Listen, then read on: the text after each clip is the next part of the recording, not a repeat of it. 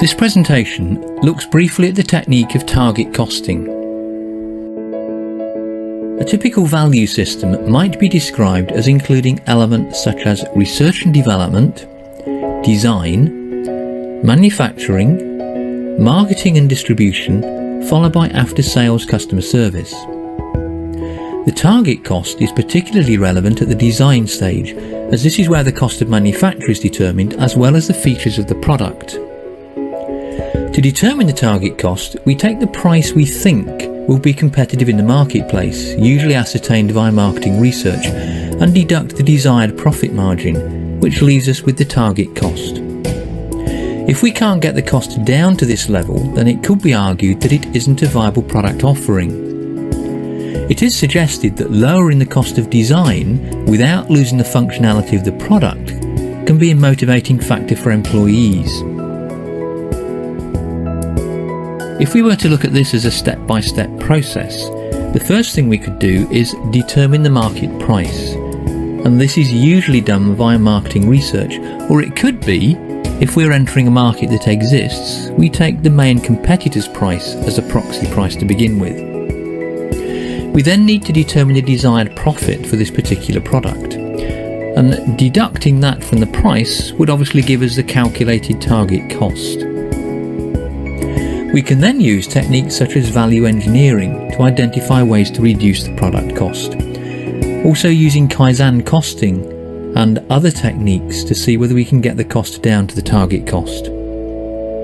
One aspect of this process is that we need to make sure that we have as accurate a costing system as possible and as good an understanding of how the costs are incurred, i.e. the cause and effect within the cost drivers.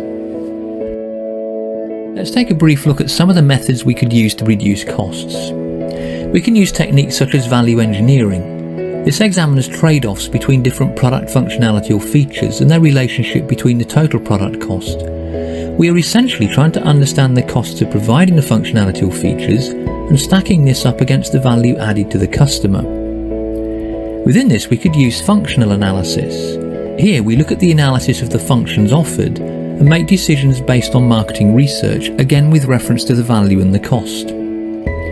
We could look at the design analysis, maybe looking at different designs as these impact on the cost of manufacture, maybe reducing the number of parts, which makes assembly easier, or using standard parts, which again reduces the cost. And of course, allied to this, we have to have a good understanding of the costs associated with the various decisions, and using computer-based databases that include comprehensive information about the firm's cost drivers is obviously helpful here. The key though is to ensure that we don't take away the reasons why customers buy the product in the first place just because it reduces costs. We could use a technique known as Kaizen costing. Kaizen costing is basically looking at continually reducing the costs, a process of continuous improvement. And the focus here is to try and reduce costs via improved methods of manufacturing, operations control, and techniques such as total quality management.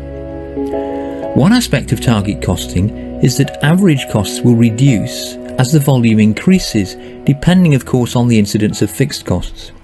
So it might be possible to achieve the target cost when the volume approaches 20% of the potential market.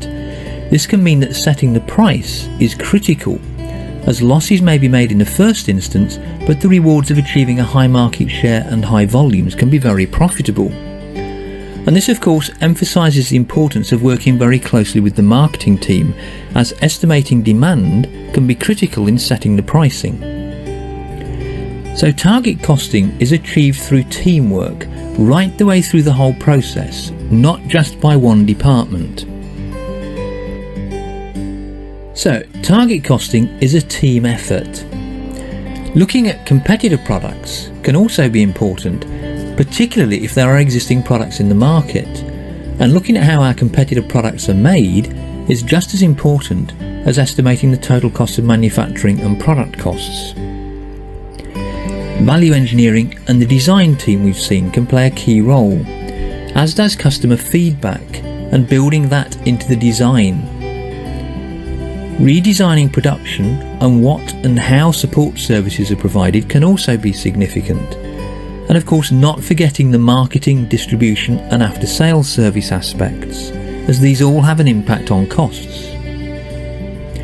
The key thing to remember is that the costs can be saved throughout the whole value system, including working with external suppliers, and the ultimate aim is to hit the target cost.